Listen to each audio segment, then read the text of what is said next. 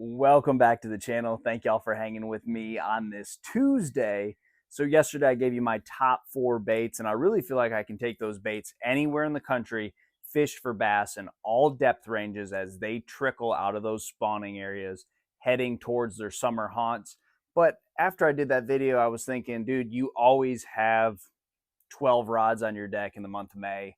So you got to at least talk about a few more baits that are really important that I've had success on in the past in tournaments, because I think that's super important when it comes to, yeah, most of these baits catch fish. I think everything really works in the month of May, but which ones and how exactly do you use them? Because we can all catch bass on a speed worm, but in the post spawn, how has this worked for me? So I'm going to start off with this one because a speed worm, I think a lot of times over your wacky rig, over your creature bait, it's going to catch those fish that are spawning out a little bit deeper. And I think what happens in the month of May, you have a lot of those fish, late spawners, that have been out in deeper water. So when we first started seeing water temperatures in the 60s, let's say the end of March, beginning of April, that was surface temp. That was fish that spend most of their life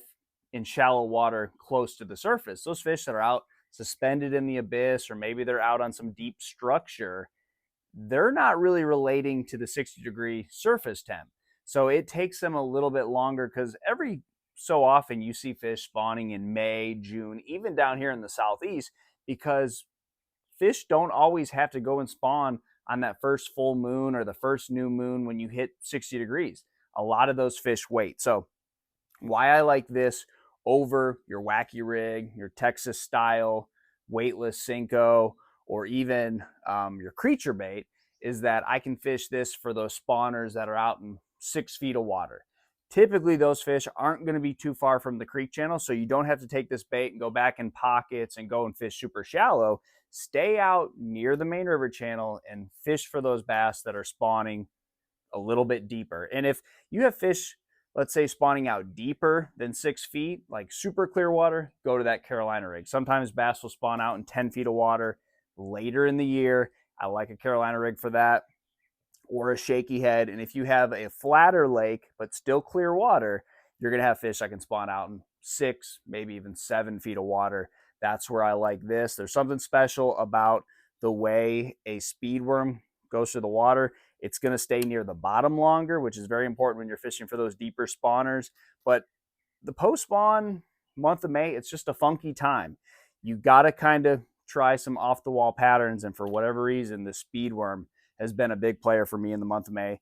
And if it's not spawners, it's fish that are getting on hard spots close to the main river channel, main creek channel. But again, you don't got to go way back super shallow with this. This is more of a out towards the main river channel type of technique. So yesterday I talked a lot about the swim jig, the fluke, covering water. Basically everything I was doing yesterday was talking about covering water.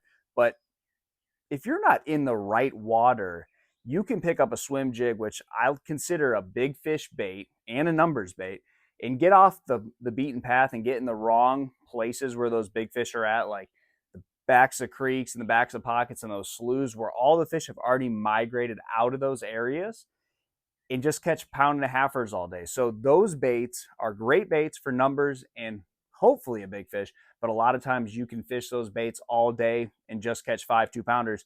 So you got to kind of get a little bit, I don't know if I want to use the word cute, but you got to kind of do some things that are going to appeal to big fish that they just haven't really seen a whole lot in the month of May. So a buzz bait and a topwater walking bait. So the buzz bait for me is not a great search bait in the post spawn. If I'm looking for fish, it's going to be with the fluke, it's going to be with the swim jig. But what I've seen with this buzz bait in the month of May is a lot of times when you get in an area that has a concentration of fish, you can stay in that area, and if you have the right conditions, that sticky, humid weather, and just kind of go back and forth, that buzzbait will pick up some more fish. It's a great numbers bait this time of year. I really do catch probably more fish on this bait in the month of May than any other time of the year, especially the fall, not a great time to catch a lot of fish anyways, but June and July, when they really start getting out in their summer pattern, it just doesn't produce like it does in the month of May. So if you find a concentration of fish, that buzzbait is going to be a killer. And then the same thing goes with the topwater walking bait. So fish are going to start schooling up. The shad spawn, it's a great bait if those gizzard shad are in those areas. And it's one of those things they have not been around a whole lot. But again, anytime I've ever tried to go searching with this bait earlier in the year, it hasn't worked out for me. So when I find some fish, like on a speed worm or the swim jig or the fluke, but I'm just not seeing the quality, keep this one ready to go. So the topwater walking bait, a big player. But here's the deal with topwater that I think is very important to note in the post spawn. You don't want to get too cute. So these are definitely some techniques that can give you a big bite when nothing else will. But if I can catch big fish on a swim jig, I can catch big fish, subsurface lures. That's what I would rather go with. These baits, you get a lot of fish that short strike them. They don't want to fully commit. So I don't try to rush into topwater. You're going to throw topwater June, July, August, September, October till the lake freezes over. So you'll have plenty of time to throw topwater. Topwater for me in the spring is like I have them loaded in there and I'm seeing them coming up and I can throw in there and catch them every cast, or I'm fishing like a couple hours for one bite and I don't expect much more than that. So that's topwater. I don't rush it. The swim jig bite is typically always a much safer way to go. This is more so for a big fish. Now the last one is a deep diving crankbait. This is a 5XD. We have a lot of structure that is in that 8 to 12 foot range on the lake that I live on. But if you fish a lake that has fish that relate to shallower offshore stuff like that 6 to 9 foot range, there are a lot better options like a DT6 or maybe a 3XD. So it's a deep diving crankbait or a medium diving crankbait, but those places where they first go, hard spots near the main river channel, it could be brush piles as well, but out towards the main river channel, this is a really good bait, but it's also not a great search tool if you really have to cover a bunch of water. This is, I have a fish on like a 50-yard stretch because this bait does take a while, has a lot of pull to get it to the bottom and then get it back up. So if you think you're just going to go fish 300-yard point each side of it with this bait, that's going to take a long time. In the post spawn, you're not going to get to fish a whole lot of places if you're taking that much time to fish those spots without certainty that you're going to catch bass on this. So I like concentrations of fish on this bait, but you can't go fishing in the month of May without some type of deep diving crankbait. So you have a little stretch. You don't have to throw it all day.